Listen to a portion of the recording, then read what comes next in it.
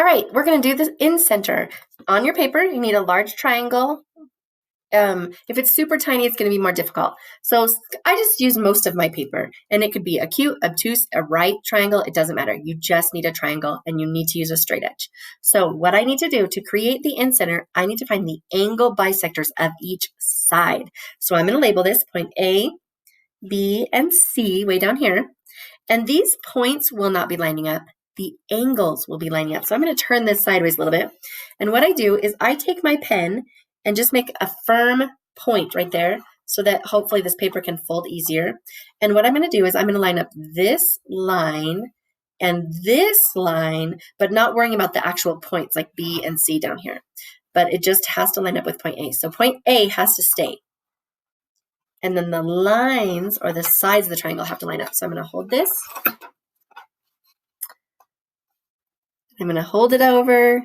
I know you can't see it. There we go. I've got it all lined up. Notice my point B and C. Here's point C over here, and point B is way over here, under here. They're not lining up, but the sides are lining up. And they just might end at different spots. Okay, I've got them lined up, and I'm going to crease my whole length of the paper. And I'm going to do this in a lighter color. And the big thing is you need to make sure that it looks realistic, that your angle is bisected. Does that look like this angle on both sides is congruent? Yeah, it really does actually. So I'm going to put congruent markings there, or arc marks. Now I'm going to do the same thing for point B. So don't stress about lining up the actual side lengths, but just line up the sides. So I'm going to take point B here and fold the paper, leaving your pen there. And I'm going to take it up to the light. And sometimes you have to rotate and turn the paper more than other times. Okay, I've got it lined up. I'm going to double check, little sneak peek, and say, oh, yep, it looks like it's lined up there. So I'm going to open it. And there's, again, another angle bisector. This color is harder to see on the camera. I can see it really well.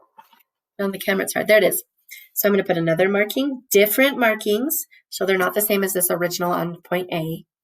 So these two are bisected. And now we're going to do it one more time to point C. And if we're lucky and we did this correctly, we will find the point of concurrency, or where all three lines intersect.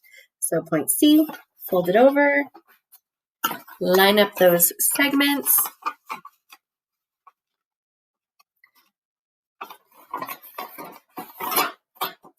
And with all these folds, it's kind of hard to, we're trying to fold different ways.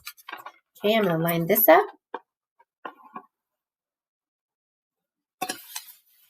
And I think you can see it. It's really light, this orange color. But look, there is a point right there where they all come together. Now, if you use too thick of a marker or pen or whatever, or if you didn't use a straight edge, they probably won't come together at one point. So you need to make sure to use straight edge and make sure to use not super thick of markers or whatever. So not too thick. So this point right there is the Incenter. Okay. And that Incenter, what's amazing about it is this Incenter will create a inscribed circle. So I'm going to take my compass, and my this safety compass that I have might be different. Another option of compass is like one that has the pokey side and one that holds your pencil and you go around like that. That's another type of compass.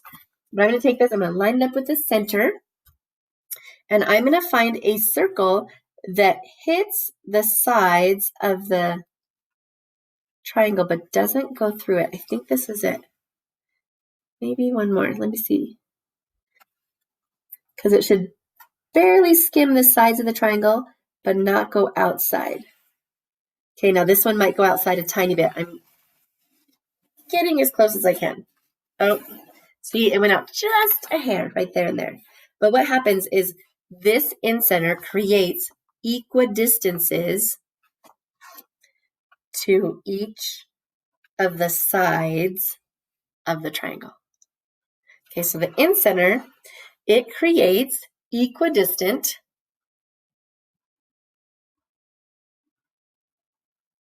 or equidistance from each side of the triangle.